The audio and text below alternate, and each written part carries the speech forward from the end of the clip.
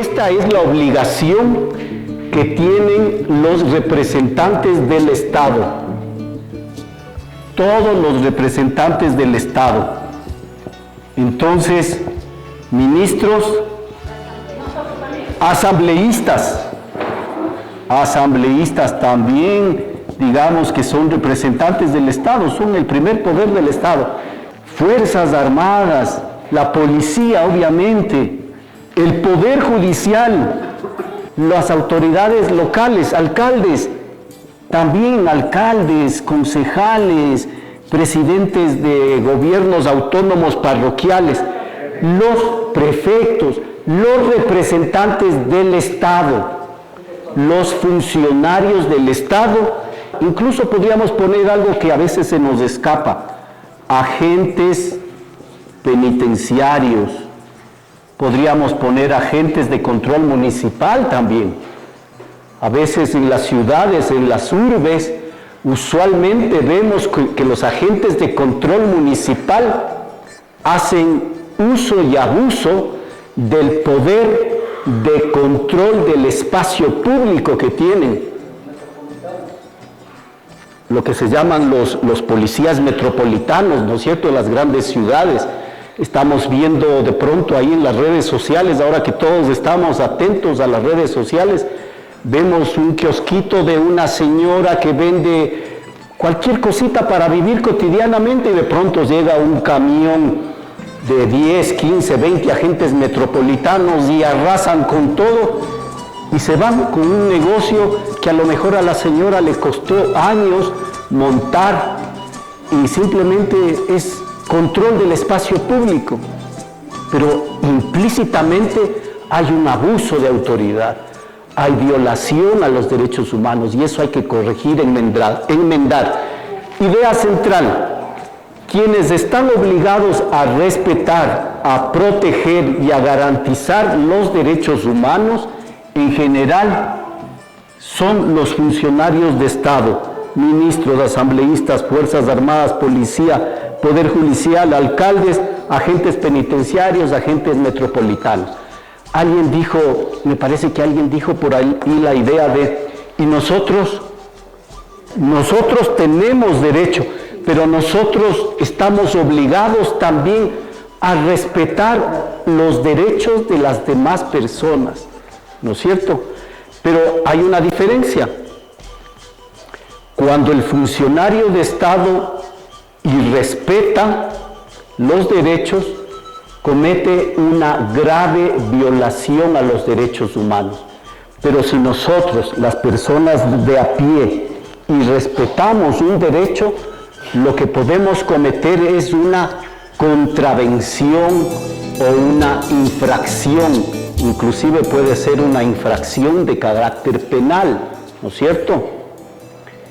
Si alguien del pueblo, si alguien de a pie comete un delito grave, quita la vida a una persona, está violando el derecho a la vida, pero sobre todo, ha cometido un homicidio, ha cometido un asesinato, dependiendo de las circunstancias, ha atentado contra el derecho a la vida de una persona.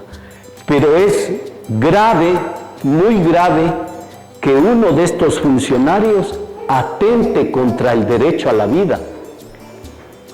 Hay una diferencia entre que un ciudadano común quite la vida a alguien, a que un miembro de las Fuerzas Armadas o de la policía quite la vida a alguien. Si yo quito la vida a alguien en este ejemplo extremo que estoy poniendo, tendré que rendir cuentas ante la justicia, ¿no es cierto? Me acusarán de asesinato, de homicidio, probablemente el juez me sentenciará a 15, 20, 25 años, dependiendo de la gravedad del hecho. Pero acá, si un miembro de las Fuerzas Armadas, de la policía, comete un delito de esa naturaleza, también tiene que rendir cuentas a la justicia, pero además el Estado es responsable de rendir cuentas por ese delito que cometió uno de sus funcionarios. ¿Ya? Entonces hay una diferencia. Recordemos el paro nacional. octubre del 2019, me parece que son alrededor de 12 personas que perdieron uno de sus ojos. En junio de este año, también varias personas sufrieron lesiones graves, contusiones cráneoencefálicas o sufrieron lesiones en su vista porque fueron atacados, agredidos por la fuerza pública con balas de goma, por ejemplo, con perdigones directamente. El Estado tiene aquí enorme responsabilidad para, a través de las Fuerzas Armadas y de la policía, controlar manifestaciones, pero no impedirlas ni violar los derechos humanos de las personas que salen a movilizarse. El Estado está obligado a respetar, proteger y garantizar. Si es que no cumple con esa obligación, tendrá que rendir cuentas a nivel internacional.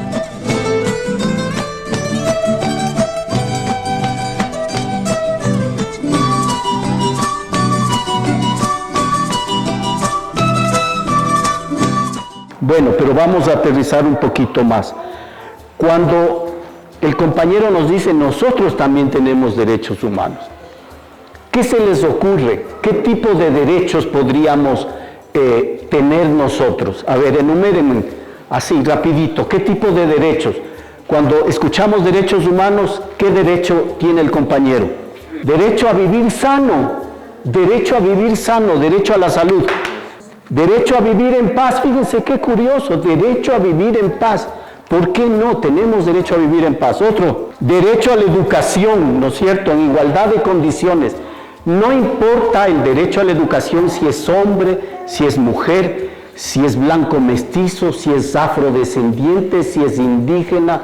Incluso ahora que recibimos población de otros países que puede ser refugiada, que está huyendo de su país y viene acá a protegerse, a descansar. Los refugiados también tienen derecho a la educación. No por ser extranjero le vamos a negar el derecho a la educación. Otro derecho, derecho a la alimentación. Ahora a nivel internacional se habla del derecho a la alimentación y nutrición adecuada. Derecho a la alimentación y nutrición, porque podemos estar comiendo y ahora nos hablan de la comida chatarra, ¿no es cierto? ¿Qué es esto de la comida chatarra? Exceso de grasa, una comida que a veces nos gusta, a mí también me gusta comerme unas papitas, una hamburguesa, pero en realidad dicen que ese tipo de comida no nos nutre, nos alimenta, pero no nos nutre, ¿no es cierto? Por eso es que ahora se habla del derecho a la alimentación y a la nutrición. Y ahí viene toda una teoría muy interesante, ¿no es cierto? Todos tenemos derecho a la salud, todos tenemos derecho a la paz, también se dijo por ahí, ¿no es cierto? Podríamos mencionar otros derechos. Tenemos derecho a la libertad física, tenemos derecho a la libertad de opinión, son derechos individuales. No importa si somos mestizos, si somos indígenas, si somos afrodescendientes, afroecuatorianos. En teoría, al menos, todos tenemos los mismos derechos, en teoría.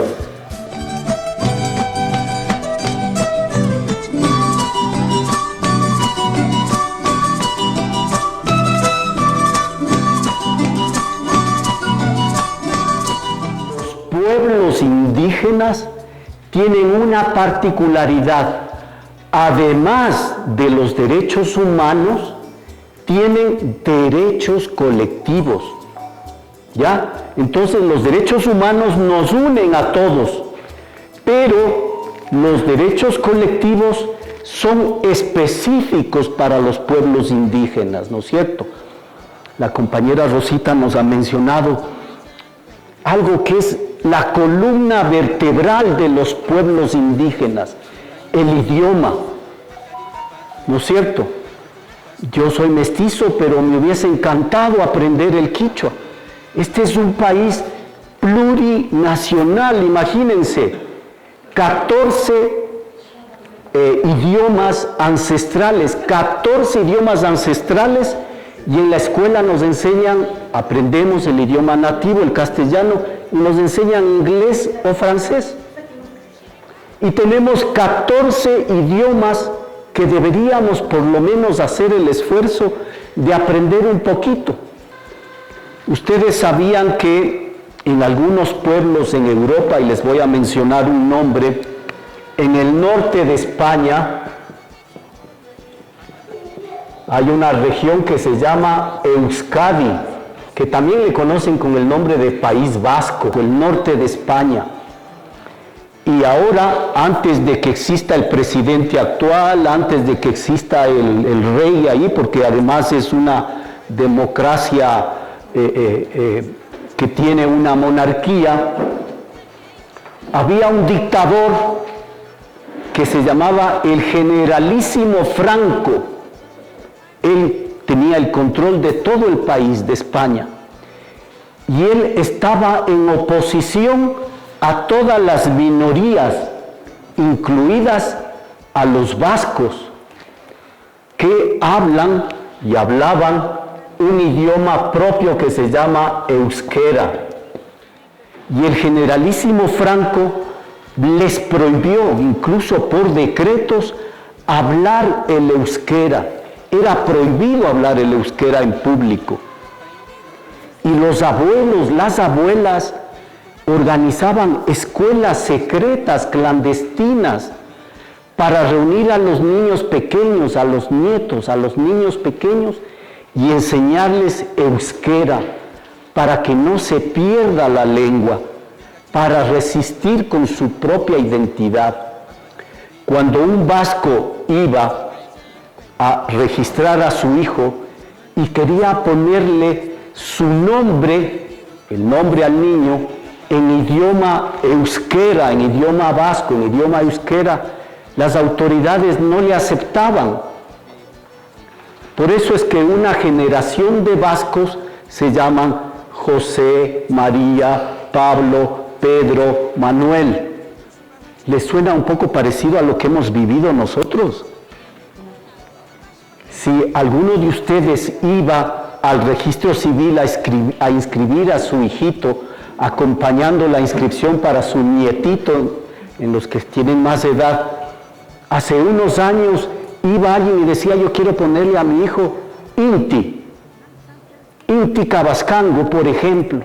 ¿Qué le decía el funcionario del registro civil? Inti, que estás loco, ese nombre no existe. Ponle Pedro, ponle José, ponle Manuel. El tema de fondo es, fíjense cómo en el ejemplo extremo allá de los hermanos vascos en el norte de España, pero ya aterrizando aquí en nuestro país, qué difícil que era hace 10, 15, 20, 30 años que el Estado, los funcionarios de Estado, reconozcan a los pueblos indígenas, a los hijos, a los descendientes de los pueblos indígenas, les reconozcan sus nombres propios, el uso de su idioma ancestral. La columna de un pueblo indígena es el idioma. Se pierde el idioma, el pueblo va desapareciendo progresivamente. Fíjense los hermanos sáchilas. ¿Cuántos sáchilas tenemos ahora? Yo he escuchado que como 800, 900, no sé, habría que preguntarles a ellos, porque también es un tema de autodefinición, ¿no? Pero la nacionalidad, don Sáchila, hace muchos años atrás, creo que era muchísimo más numerosa. Y ahora las ciudades ha ido creciendo, Santo Domingo de los Colorados ha ido creciendo, se ha amestizado esa ciudad, y hay pocos, al menos, compañeros que preservan su identidad, su lengua, el safiquí, ¿no? Que es el idioma de los sáchilas, de los colorados, como usualmente nos han vendido la idea, ¿no es cierto? Pero también hay otro factor que la compañera Rosita y que ustedes, en las compañeras sobre todo, identifico: la vestimenta, que forma parte de la expresión cultural. El derecho a hablar mi idioma, el derecho a utilizar mi vestimenta, esa ya forma parte de los derechos colectivos, el derecho a la identidad en realidad. Cuando yo hablo del derecho a la identidad, incluye idioma, incluye vestimenta, incluye mis prácticas ancestrales, ¿no es cierto? ¿Cómo no podríamos aprovechar los conocimientos que tienen las compañeras parteras con los conocimientos ahora de la medicina occidental? Poder hacer una combinación y aprender mutuamente. Entonces, respetar también las prácticas ancestrales en medicina, por ejemplo, los sistemas alimentarios, las tradiciones en la comida, las prácticas alimenticias tradicionales que ahora la plantean como la soberanía alimentaria, también forma parte de los derechos colectivos, ¿no es cierto? El preservar nuestras formas colectivas de alimentación. Entonces, ahí hay una diferencia chiquita, espero que esté claro, ¿no es cierto? Los derechos humanos en general, para todos. Los derechos colectivos son específicos de los pueblos indígenas. Idioma, cultura, tradición, prácticas medicinales, ancestrales, prácticas alimenticias. ¿Qué más podríamos identificar a los pueblos indígenas? Hay un elemento importantísimo que no lo tenemos nosotros los blancos mestizos. Territorio. El territorio. Tierras y territorios. Los territorios ancestrales es el elemento clave de los pueblos indígenas. Ahora que vivimos esta modernidad, la globalización nos dicen, ¿no es cierto? La modernidad, vienen grandes empresas, vienen empresas a invertir y vienen las empresas y nos dicen, vamos a promover el desarrollo. ¿Qué es lo que les interesa a esas grandes empresas, a las corporaciones? El territorio.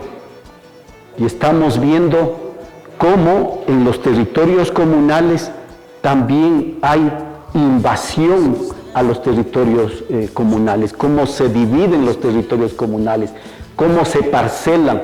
El momento que ocurre eso se está afectando a uno de los derechos colectivos más importantes. Entonces, un elemento sustantivo, aparte del idioma, las tradiciones, es el territorio. Y ahora, defender el territorio, las tierras, los territorios, es un elemento clave de la defensa de los derechos colectivos.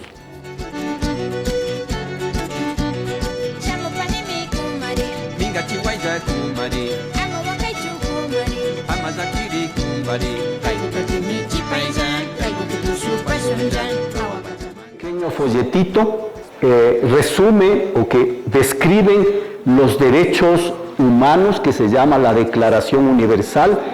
Este documento fue aprobado en 1948, el 10 de diciembre de 1948. ¿Cuántos años han pasado desde 1948 acá? Acá son 73 años. Hace más de 70 años se aprobó este documento, 1948. Ustedes habrán visto en la televisión, habrán leído, habrán escuchado la denominada Segunda Guerra Mundial. ¿No es cierto? Alemania empieza una guerra en 1941, pero también hemos visto que en esos años, 1941-45, se vieron horrores, los más grandes horrores de la guerra. En buena hora nosotros no hemos vivido una guerra de ese tipo, donde el derecho a la vida, donde la identidad, donde murieron millones de personas, gitanos, judíos, ciudadanos de a pie, gente común y corriente, millones de personas causó la Segunda Guerra Mundial. Acaba la Segunda Guerra Mundial penosamente con una demostración de fuerza de Estados Unidos. Estados Unidos, deben ustedes haber oído hablar, lanza 2 bombas atómicas para demostrar el enorme poder militar que tiene y lanza 2 bombas atómicas en 2 pueblitos en el Japón. Y toda la humanidad se queda asombrada del poder de esas bombas. Cada bomba destruyó una ciudad entera. En cada ciudad murieron instantáneamente más de 300,000 personas, 300,000 almas. Entonces acaba la Segunda Guerra Mundial y deciden sentarse los países que ganaron la guerra a redactar este documento. Penosamente, este documento es el resultado de los horrores de la Guerra Mundial. Y por eso es que se aprueba en 1948, 3 años después de que finaliza la Segunda Guerra Mundial. 10 de diciembre de 1948. ¿Qué se celebra esa fecha? El Día de los Derechos Humanos.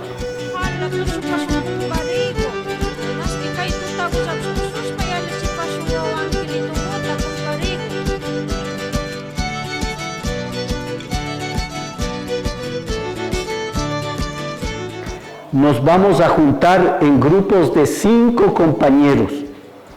Creo que casi todos tienen la declaración, ¿ya? Entonces, nos vamos a juntar grupitos de 5 y vamos a revisar la declaración y vamos a escoger un artículo, el que nos guste. Al azar puede ser, si quieren le revisan y dicen, por ejemplo, yo escojo el artículo 11 y dice, nadie será condenado por actos u omisiones. Y reflexionamos sobre eso unos minutitos. O escojo al azar el artículo 15 que dice, toda persona tiene derecho a una nacionalidad, y conversamos un poquito sobre eso, ¿ya? O el 21, toda persona tiene derecho a participar en el gobierno, ¿de acuerdo? Entonces nos vamos a juntar grupos de 5, escogemos un derecho y conversamos. Diferencias. ¿Qué otra diferencia habría entre hombres y mujeres? El salario puede ser uno, el trabajo puede ser otro, el descanso puede ser otro. Entonces, aunque aquí estábamos revisando con Susana la declaración, no habla específicamente de los derechos de las mujeres. 1948 todavía. Fue necesario 20, 30 años después para hablar de los derechos de las mujeres en igualdad de condiciones que los derechos que tienen los hombres. Todavía la sociedad, como país, como sociedad, tenemos una deuda frente a los derechos de las mujeres, ¿no es cierto? Esa es una tarea pendiente que tenemos como país, como gobierno, como municipio, como organización, en el pueblo Cayambi, en la fundación, en nuestras casas, en nuestras familias. Es una tarea pendiente. Todavía hacer todos los esfuerzos por luchar para la igualdad de derechos entre hombres y mujeres. Un detallito que a lo mejor se me estaba escapando. Los derechos no están solitos. O sea, el derecho a la educación no está acá y por acá el derecho al trabajo y por acá el derecho a la salud. Todos los derechos tienen conexión. Yo no puedo exigir derecho a la educación si no estoy alimentado y nutrido.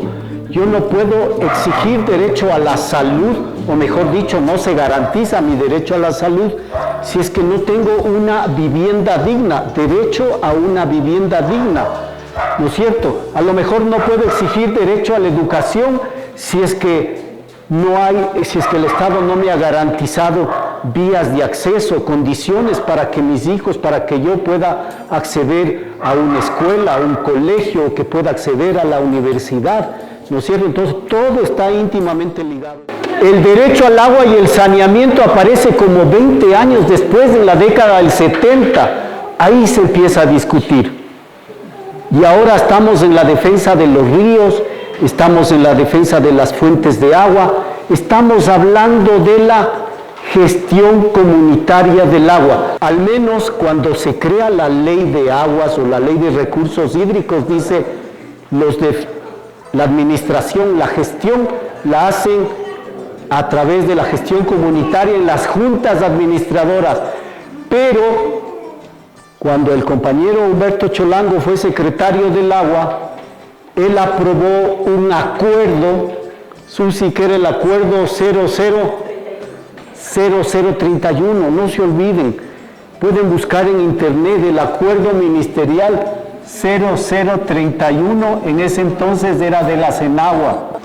Eso significa que cuando yo voy con mi directiva, con mi consejo de gobierno, cuando yo voy con mi cabildo a la ex CENAGUA, también me pueden reconocer el derecho a hacer gestión comunitaria del agua. Si alguna comunidad quiere gestionar el agua, simplemente con su cabildo lo puede hacer, no hace falta crear una junta. Pero si ya tiene una junta, en buena hora hay que fortalecer la junta. Podemos decir que en realidad, si leemos detenidamente toda la declaración, como lo hemos mencionado, vamos a encontrar una deuda, un saldo, un déficit pendiente. No obstante, a pesar de los 70 años, hay algunos avances que tienen que sustentarse en la organización, en la movilización, en la educación, en la conciencia, en el trabajo colectivo. Y no guardar silencio frente al atropello, si somos testigos, al atropello, a la violación de un derecho. Hay que movilizarse, hay que romper el miedo, hay que denunciar, hay que buscar apoyo, ahora hay que utilizar redes sociales, en fin, siempre hay alternativas y no solamente la defensa jurídica. Hoy, 2022, agosto del 2022, hay países donde se venden personas, donde se venden seres humanos, se venden y se compran personas. ¿Se imaginan ustedes comprar y vender esclavos en pleno siglo XXI? Por eso la tarea de la defensa de los derechos humanos es permanente, es todos los días y es tarea de todos, no solamente de los expertos o de los abogados. Que quiero que no se olviden, quien no conoce sus derechos no los defiende. Esa es una consigna importante. Otra consigna, nunca quedarse callados frente a la violación de un derecho. Siempre hay que denunciar, siempre hay que hablar en voz alta, siempre hay que movilizarse. Así se defienden los derechos.